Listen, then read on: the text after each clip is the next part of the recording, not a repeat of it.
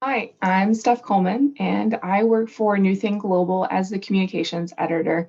And I'm here with Pastor Angela Okulu from Uganda. We are talking today all things COVID and church planning. So, Angela, would you mind introducing yourself? Yes, thank you so much, Steph. My name is Angela Okulo. I am married to Emmanuel. Emmanuel and I lead one of the church plants of Worship Harvest Bugolobi. We also oversee five of the church plants at Bugolobi. We've been married 10 years. We have two children. He's a gynecologist, and I found the word that I am just last year. I'm a people developer in everything I do. Oh, Yes, love pastoring, that. music, writing, coaching. I'm a people developer. So I do all those. I do coaching, I do pastoring, I do music, right? Yeah, people developer. Yeah. Amazing. Amazing. How long have you been with Worship Harvest? Wow. So before Worship Harvest was a church, it was a music group. So I have been with the music group. So Worship Harvest is 14 years old. I've been with Worship Harvest for 14 years, but it's been in existence for maybe 20 years. So I joined when it was a music group in 2000, December. Yeah, Amazing. and that's how long I've been with Worship Harvest. Mhm. So, how have things changed given the COVID-19 pandemic across the world? What has changed in your approach to ministry? Okay, so first of all, I'm very grateful to God that for the longest time here in Uganda, we had zero recorded deaths, like for months and months and months and months. Mm. And the country and the government have, and God really, we've been able to manage the disease well. But of course, what ended up happening is that churches were closed. That, for many of the churches, was a big hit.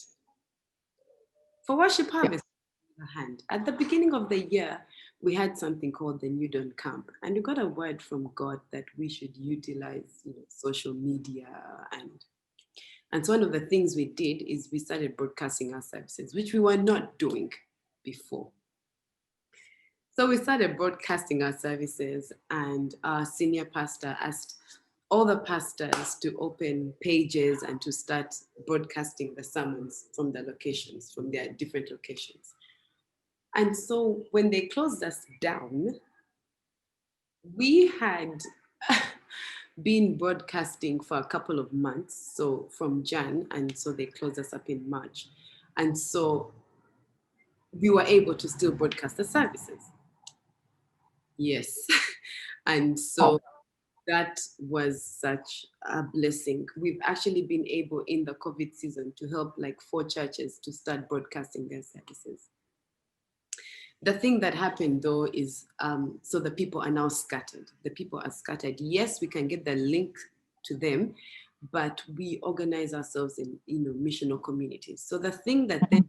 was, then we had to start. The missional communities were really based on friendship, but now we changed that and said you must go to a missional community in the area where you live. So these missional communities kind of function as micro churches, like providing community for each other and accountability. Because that's where church. And so what happened during COVID is that then we're able to distribute food to the members in the missional communities through the missional communities. Because now that we were organized in, geographically, people are then Mhm. out, people are not allowed to move, we had a curfew.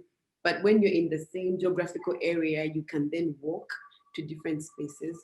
And then what we Mhm. did was get garage hosts, people who could host garage, because at a certain point, we're only allowed to be like 5 people in a space. Even that, we moved to the missional communities. So we send the link to our garage host, who then gathers together maybe 5. At some point, it was 10 people. And so then church was still able to continue. We have a weekly broadcast called MC Live. That's a weekly teaching. And then after the teaching, the missional communities, those who could meet face to face, met. Otherwise, then they met on Zoom. And so what ended up happening, Steph, was we multiplied. We multiplied. Really? Yes. How many, do you know how many of these missional communities, these micro churches that you've started since COVID hit?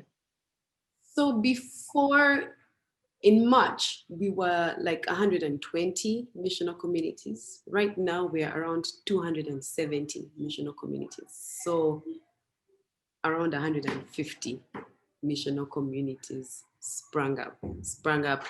Leadership sprung up. There's just been, by the grace of God, an acceleration. Leadership sprung up. We planted 4 new church plants, 5 new church plants during COVID. I don't know, the grace of God, multiplication, just preparation. I cannot say that it was our own strength, but yes, just walked in obedience. When I think back, of all the things that we did, just walking in obedience. And that's what happened for Worship Harvest in this season.